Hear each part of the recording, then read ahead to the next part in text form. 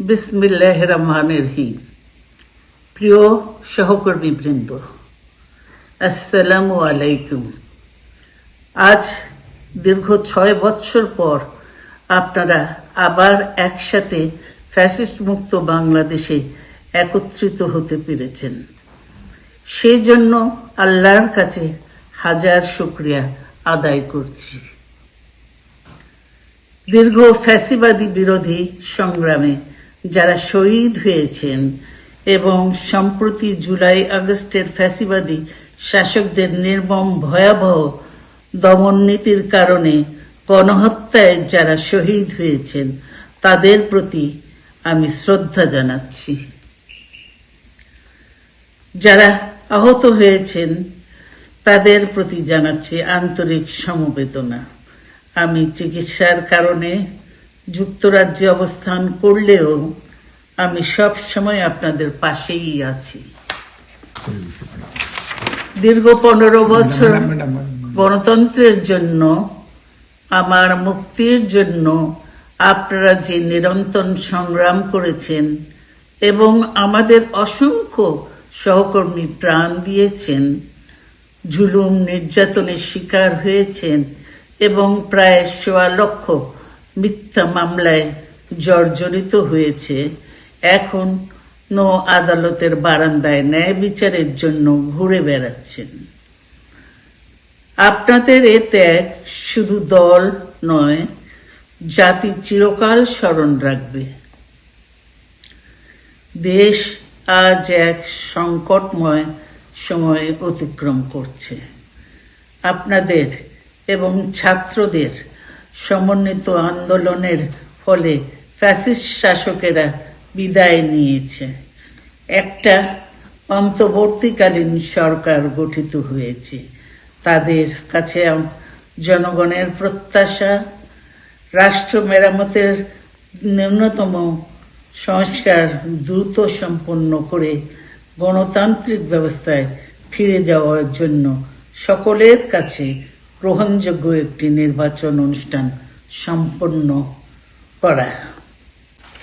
আমার অবর্তমানে দলের ভারপ্রাপ্ত চেয়ারম্যান, সিনিয়র নেতৃবৃন্দ এবং আপনাদের সকলকে সাথে সঙ্গে নিয়ে নিরন্তর কাজ করে দলকে সুসংহত করেছেন। আমি আপনাদের ধন্যবাদ জানাচ্ছি। আমি বিশ্বাস করি আপনারা শহীদ প্রেসিডেন্ট জিয়াউর রহমানের আদর্শে আরো উজ্জীবিত হয়ে আগামী নির্বাচনে সাফল্যের জন্য ঐক্যবদ্ধভাবে কাজ করবেন।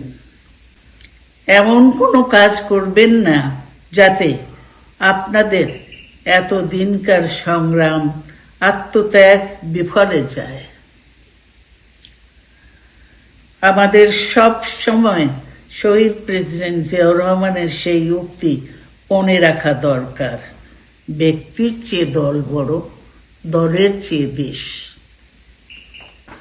বাংলাদেশের সর্বস্তরের মানুষ, বিশেষ করে তরুণ সমাজ আজ এক ইতিবাচক গণতান্ত্রিক পরিবর্তনের জন্য উন্মুখ হয়ে আছে। ক্ষুদ্র ক্ষুদ্র সংকীর্ণতা ভুলে দেশ ও জাতির বৃহত্তর স্বার্থে আমাদের কাজ করতে হবে। এখনো ফ্যাসিস্টদের দোসররা এবং বাংলাদেশের শত্রুরা গণ অভ্যুত্থানের মাধ্যমে প্রাপ্ত অর্জনকে নস্যাৎ করার জন্য গভীর চক্রান্তে লিপ্ত রয়েছে।